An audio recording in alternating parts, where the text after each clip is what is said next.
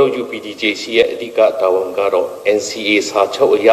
အကောင့်အထည်ဖော်နေသောနိုင်ငံရေးဆွေးနွေးပွဲအစဉ်အဆက်ကိုဦးဆောင်လမ်းညွှန်ကြီးကြပ်ဖို့ပဲဖြစ်ပါတယ်။ဒီနိုင်ငံရေးဆွေးနွေးပွဲအစဉ်အဆက်ရဲ့အဓိကဦးတည်ချက်ကလည်းဒီမိုကရေစီနဲ့ဖက်ဒရယ်စနစ်တို့ကိုအခြေခံသည့်ပြည်ထောင်စုကြီးကိုနိုင်ငံရေးဆွေးနွေးပွဲရလဒ်များနဲ့အညီတည်ဆောက်သွားမယ်ဆိုတဲ့အချက်ပဲဖြစ်ပါတယ်။ဒီဦးတည်ချက်နဲ့အတူဒီမိုကရေစီနဲ့ဖက်ဒရယ်စနစ်တို့ကိုအခြေခံသောပြည်ထောင်စုတည်ဆောက်ရေးအတွက်လူအပ်နေသောဒီမိုကရေစီအခြေခံမှုများနဲ့ဖက်ဒရယ်အခြေခံမှုများဖော်ထုတ်ရေးဟာ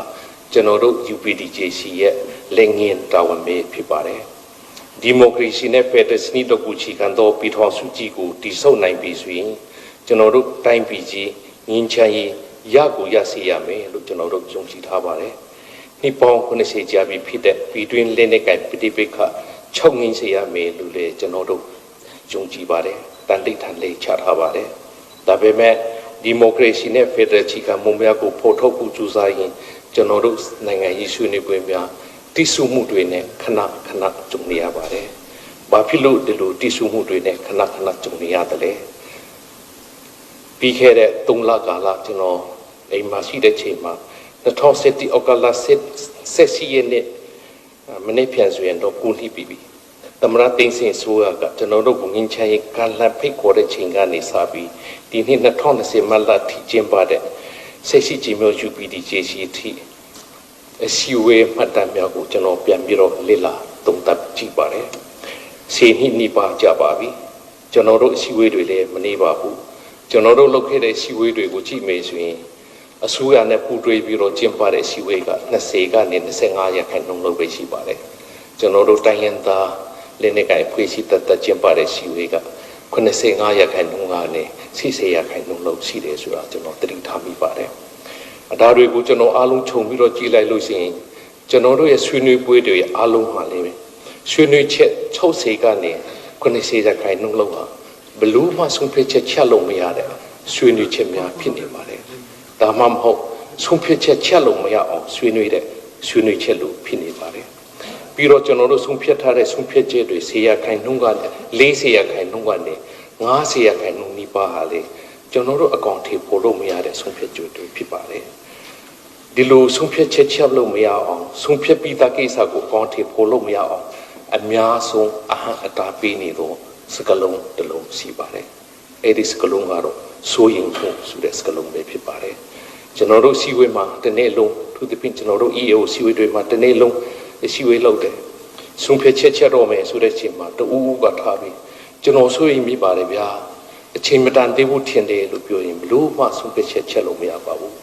။ဒါဆိုရင်ဒီဆွေးနွေးမှုတွေကျွန်တော်တို့တိုင်းပြည်မှာဘာဖြစ်လို့ရှိနေတာလဲ။ဒီဆွေးနွေးမှုတွေရှိနေတဲ့အတွက်ဘသူကိုသွားပြီးတင်ရမှာလဲ။ဒီဆွေးနွေးမှုတွေကိုဘလို့ကြော်ထွားရမလဲ။ကျွန်တော်မြင်မှာတော့ဒီလိုဆွေးနွေးမှုတွေရှိနေတာဘသူကိုမှအပြစ်တင်လို့မရဘူးလို့ထင်ပါတယ်။ဒီဆွေးနွေးမှုဆိုတဲ့စကားလုံးဟာကျွန်တော်တို့ဘဝထေကနေလာတာဖြစ်ပါတယ်ကျွန်တော်တို့ဘဝအတွေ့အကြုံကနေလာတာဖြစ်တယ်နှစ်ပေါင်း90ကြာပြီဖြစ်တဲ့လက်နက်ကိုင်ပဋိပက္ခကြောင့်ဖြစ်ပေါ်လာတာဖြစ်ပါတယ်ကျွန်တော်တို့ရဲ့ဘဝအတွေ့အကြုံကြောင့်ကျွန်တော်တို့ပြောထားပြီးသားစကားကျွန်တော်တို့ကိုယ်တိုင်အစုပြုထားသောအခြေခံမှုများကျွန်တော်တို့ကိုယ်တိုင်ဆုံးဖြတ်ထားပြီးသားဆုံးဖြတ်ချက်များကိုစိုးရင်စိတ်နဲ့ထပ်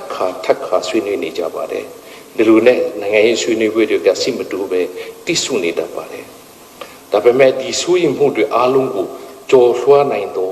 နီလန်တစ်ခုတော့ရှိပါတယ်စကလုံးတစ်လုံးရှိပါတယ်အဲ့ဒါကတော့ငင်းချမ်းကြီးပဲဖြစ်ပါတယ်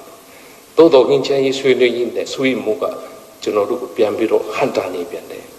ဆိုရင်မှုဆိုတဲ့စကလုံးနဲ့ငင်းချမ်းကြီးဆိုတဲ့စကလုံးအဲ့ဒ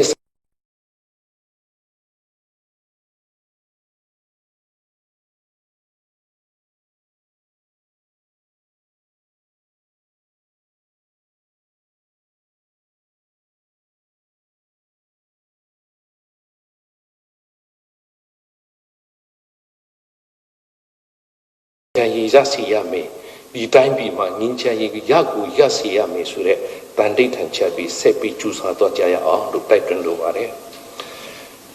အားလုံးတည်တဲ့တိုင်းဒီနေ့ကျင်းပတဲ့အစည်းအဝေးဟာ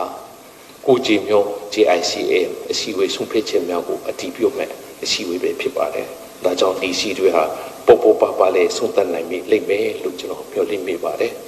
ကိုကျင်းမျိုး GICM စုအစည်းအဝေးဆုံးဖြတ်ချက်မှာအဓိကအပြင်အပိုင်း၃ပိုင်းရှိပါတယ်ဒီမှာကျွန်တော်တို့ခြုံပြီးကြည့်လိုက်လို့ရှိရင်အပိုင်း၁နဲ့အပိုင်း၂ကငင်းချမ်းရေးဆွေးနွေးပွဲဖြစ်စဉ်နဲ့ပတ်သက်တဲ့ peace process နဲ့ပတ်သက်တဲ့ကိစ္စတွေပဲဖြစ်ပါတယ်အပိုင်း၃ကတော့ကျွန်တော်တို့ substance လို့ခေါ်တဲ့နိုင်ငံရေးရလဒ်နဲ့ပတ်သက်တဲ့ကိစ္စဖြစ်ပါတယ်အပိုင်း၁နဲ့အပိုင်း၂ peace process နဲ့ပတ်သက်တဲ့ကိစ္စဒီမှာကျွန်တော်တို့NCA ကောင်ထေပေါ်မှုဆိုင်ရာမူဘောတူညီချက်များနဲ့2020အလွန်အစင်းလိုက်လုပ်ငန်းစဉ်များနဲ့အစင်းလိုက်ကောင်ထေပေါ်မှုများကိစ္စနဲ့ပတ်သက်လို့ကျွန်တော်တို့ဂျေနအားရပွေခေါင်းတဲ့ဒီနေ့အချိန်ကာလနဲ့ပတ်သက်ပြီးတော့မှကျွန်တော်တို့ကိုက်ညီတဲ့ရလဒ်ကောင်များရနိုင်ခဲ့ပါတယ်အဲ့ဒီအတွက် GICM လူကြီးမင်းများကိုတော်လကောင်း GICM ညှိနှိုင်းအလုပ်အဖွဲ့ကိုတော်လကောင်းအထူးကျေးဇူးတင်တဲ့အကြောင်းနဲ့ဂုဏ်ပြုတဲ့အကြောင်းပြောလိုပါတယ်သို့တော့ကျွန်တော်တို့ GICM ဆုံးဖြတ်ချက်အပိုင်း၃ကိစ္စနဲ့ပတ်သက်ပြီးတော့ကျွန်တော်ယူယူသားသားတင်ပြရရင်မျှော်လင့်တဲ့လို့ကျွန်တော်တို့လူချင်းတဲ့ဟာတွေမရနိုင်သေးပါဘူးကျွန်တော်တို့အချက်၅ချက်ရတယ်ဆိုပေမဲ့ဆက်လက်ဆွေးနွေးရမယ်အချက်တစ်ချက်ကြံပါတယ်အဲ့ဒီဆက်လက်ဆွေးနွေးရမယ်အချက်တစ်ချက်ကြောင့်ကျွန်တော်စိတ်မကောင်းစွာနဲ့ကိစ္စလေးတစ်ခုကြားရပြီးတော့တင်ပြချင်ပါတယ်အဲ့ဒီတင်ပြခွင့်ပေးပါလို့လေကျွန်တော်မေတ္တာရပ်ခံလိုပါတယ်ဒါကတော့ကျွန်တော်တို့ငင်းချရေးဆွေးနွေးပွဲကိုတစ်ဆိုင်မမတ်အနိကလက်လာနေတဲ့ပြည်တွင်းပြည်ပပညာရှင်များစေဝင်စားသူများမီဒီယာများကလည်းတစ်ဆိုင်မမတ်မေးတဲ့မိခွန်းဖြစ်ပါတယ်အဲ့ဒီမိခွန်းကတော့ဒီနေ့ UPDJC အစည်းအဝေးမှာဆုံးဖြတ်ဖို့ကိုကြည်မြို့ GICM အစည်းအဝေးကဆုံးဖြတ်ပေးလိုက်တဲ့ပြည်ထောင်စုသဘောတူစာချုပ်အစိပ်ပိုင်း၃မှာပါမယ်အခြေခံမူထဲမှာနိုင်ငံတော်၏တိုင်ပင်ခံပုဂ္ဂိုလ်တော်အောင်ဆန်းစုကြည်ချက်ပေးလိုက်တဲ့ Federal အခြေခံမူ၅ချက်ထဲကအဓိကအရေးကြီးဆုံးအချက်တစ်ချက်ဘာဖြစ်လို့ကြံသွားတယ်လဲဆိုတဲ့ကိစ္စဖြစ်ပါတယ်အလုပ်အဖွဲ့မှာကျွန်တော်ကိုယ်တိုင်လည်းအလုပ်အဖွဲ့မှာပါတဲ့အတွက်အလုပ်အဖွဲ့မှာကျွန်တော်တို့မူလသဘောတူထားတာက2019အောက်တိုဘာလ28ရက်နေ့မှာကျင်းပခဲ့တဲ့ NCA စာချုပ်ဆိုတဲ့လေးနှစ်မြောက်အခမ်းအနားမှာနိုင်ငံတော်ရဲ့အတိုင်ပင်ခံပုဂ္ဂိုလ်ပြောကြားသွားတဲ့မိန့်ခွန်းမှာပါတယ် Federal ချီခံ၅ချက်ကိုပြည်ထောင်စုသဘောတူစာချုပ်အစိပ်အပိုင်း၃အဖြစ်ချုပ်ဆိုသွားရန်သဘောတူခဲ့ပါတယ်တိုင်းရင်းသားလေးနဲ့ကံဖွဲ့စည်းတော်များများကလည်းအစိုးရတွတ်တော်တမ်တော်စုဖွဲ့ကနိုင်ငံတော်ရဲ့အတိုင်ပင်ခံမိန့်ခွန်းကိုချီခံပြီးတင်ပြလိုက်တဲ့အစုပြုချက်တိုင်းသဘောတူနိုင်ခဲ့ပါတယ်။သို့သော GICM ကျူညှိနှိုင်းရေးအလုပ်အဖွဲ့အစည်းအဝေးဆွေးနွေးရင်းပြည်내ဖွဲ့စည်းပုံအခြေခံဥပဒေနဲ့ပြည်내အခြေခံဥပဒေဆိုတဲ့ကိစ္စကိုဆွေးနွေးရင်းနဲ့ဖွဲ့စည်းပုံဆိုတဲ့စကားလုံးလေးတစ်လုံးအနည်းရောက်နဲ့ကြံသွားခဲ့ပါတယ်။ဒီကိစ္စနဲ့ပတ်သက်ပြီးကျွန်တော်အမြင်ကိုယူသားသားပွင့်လင်းလင်းတင်ပြပါရစေ။ဒီနေရာမှာဖွဲ့စည်းပုံဆိုတဲ့စကားလုံးပါလေရပါတယ်။မပါလေရပါတယ်။ကျွန်တော်တရုတ်ထေအနေနဲ့တော့ပါရင်ပူဟစ်တက်တာပေါ့ကျွန်တော်တို့တိုင်းရင်းသားလူမျိုးများနိုင်ငံရေးရတိပေါင်းများစွာတောင်းဆိုခဲ့တဲ့တောင်းဆိုချက်ဖြစ်ပါတယ်ဒါပေမဲ့ဒါကို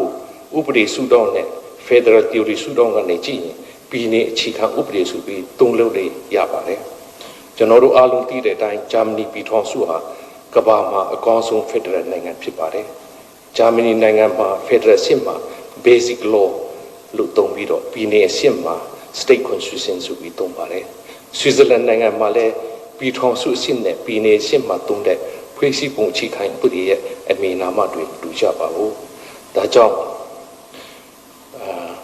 ဒီချက်တွေကိုကြည့်ရင် Federal စနစ်မှာပြည်ထောင်စုအဆင့်နဲ့ပြည်내အဆင့်မှာသုံးမဲ့စကားလုံးတွေတူညီရမယ်ဆိုတဲ့ theory မရှိပါဘူးဒုတိယအနေနဲ့ကျွန်တော်တို့ဥပဒေစုတောင်းကနေပြီးကြည့်လိုက်လို့ရှိရင်ပြည်내ဖွဲ့စည်းပုံအခြေခံဥပဒေနဲ့ပြည်내အခြေခံဥပဒေဆိုတာဥပဒေကြောင်းအရအဓိပ္ပာယ်အတူတူပဲဖြစ်ပါတယ်အဓိကကြီးကြီးတာကပြည်ထောင်စုဖွဲ့ဝင်ပြည်내များနဲ့တိုင်းဒေသကြီးများကမိမိတို့ကျင့်သုံးရမယ့်ဖွဲ့စည်းပုံအခြေခံဥပဒေများကိုမိမိတို့ချီနီးနဲ့ကိုက်ညီအောင်ကြီးဆွေပြတ်ထန်ပြီးကျင့်သုံးဖို့ပဲလိုပါတယ်ထို့ကြောင့်ဒီနိုင်ငံရေးဆွေးနွေးပွဲမှာစကလုံးပေါ်မှာငင်းခုန်လို့ပဲအနှစ်သာရကိုပေါ်ထုတ်ဖို့လိုမယ်လို့ကျွန်တော်ထင်ပါတယ်ဥပမာလေးတစ်ခုပြောရရင်ကျွန်တော်တို့ NCA စာချုပ်ဆွေးနွေးတော့ကကျွန်တော်တို့တိုင်းရင်းသားလင်းနေကဖွဲ့စည်းပေးကအပြစ်အခက်ရစေးရေးဆိုတဲ့စကားကိုသုံးပါတယ် အစိုးရကပိတ်ခတ်တိုက်ခိုက်မှုဆိုတာကိုသုံးပါတယ်ဒါကိုကျွန်တော်တို့ကြာချင်းနေခဲ့ပါတယ်ဒီစကလုံးပေါ်မှာကြာချင်းနေခဲ့ပါတယ်နောက်ဆုံးကြတော့အင်္ဂလိပ်လို ceasefire ဆိုတာကိုကြာမှထည့်မယ်ဆိုပြီးတော့သဘောတူလိုက်တာနဲ့အခုအပြည့်အခါရစေရေးဆိုပြီးတော့သုံးလိုက်ပါတယ်အခုကျွန်တော်တို့မူလကမူရင်းစာကြံရည်တဲ့လူလိုမျိုးမင်းတော့မှကျွန်တော်တို့ဘာဖြစ်လို့အပြည့်ခတ်ကိုကြိုက်ခဲ့တယ်လဲဆိုတာ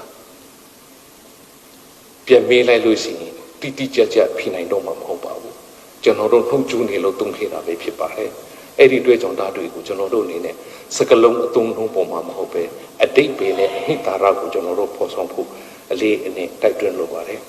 ပြည်내ဖွဲ့စည်းပုံခြေခံဥပဒေဆိုတာကျွန်တော်တို့တိုင်းရင်းသားလူမျိုးများနှစ်ပေါင်း90တောင်းဆိုလာတဲ့ Federal ခြေခံမှုထဲမှာအရေးကြီးဆုံးခြေခံမှုဖြစ်ပါတယ်ကျွန်တော်တို့တိုင်းရင်းသားလူမျိုးများလက်နက်ကင်တော်လှန်ရေးရှင်နွေရချင်းရဲ့အဓိကအကြောင်းရင်းတစ်ခုလေးဖြစ်ပါတယ်ဒါကြောင့်ပြည်내ဖွဲ့စည်းပုံခြေခံဥပဒေပဲခေါ်ပြည်내ခြေခံဥပဒေပဲခေါ်ဒါဟာ Federal ခြေခံမှုပါဒီ Federal ခြေခံမှုဟာငင်းချင်ရင်တော့ချက်ကြီးဖြစ်ပါတယ်ဒါကြောင့်ဒီငင်းချင်ရင်တော့ချက်ကြီးဖြစ်တဲ့ပြည်내ဖွဲ့စည်းပုံခြေခံဥပဒေလို့ပဲခေါ်ပြည်내အခြေခံဥပဒေလို့ပဲခေါ်ဒီ Federal ခြေခံမှုကြီးလာမဲ့ပြည်ထောင်စုငင်းချင်ရင်လာခံ21ရာစုပင်လို့စတုထစီဝေး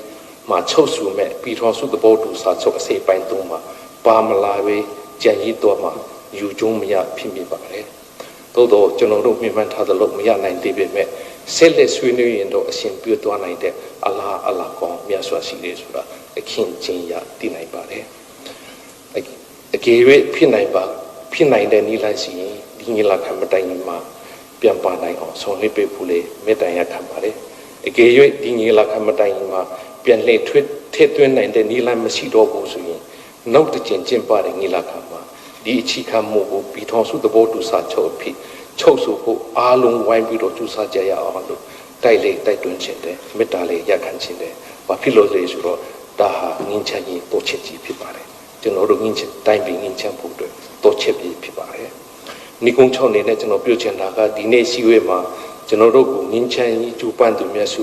ပေးတဲ့အတွက်များစွာပုံနေဝန်တာမိပါတယ်ကျွန်တော်ကခရိယန်ဘာသာဝင်ဆိုတော့ခရိယန်ဓမ္မကျမ်းစာကိုကူးကားပြီးဒီဂျေဇုတင်စကားကိုပြောချင်ပါတယ်ကျမ်းစာထဲမှာငင်းချမ်းရေးကိုဆောင်ရွက်တော်သူပေါင်းတို့သည်မင်္ဂလာရှိကြ၏အကြောင်းမူကားတင်တို့ကိုဖျားသခင်၏သားတော်သမီးတော်များဟုခေါ်ချင်းခံရလိမ့်မယ်လို့ပါပါတယ်ဒါကြောင့်ကျွန်တော်တို့ UPDJC ဖွဲ့မြတ်သားမက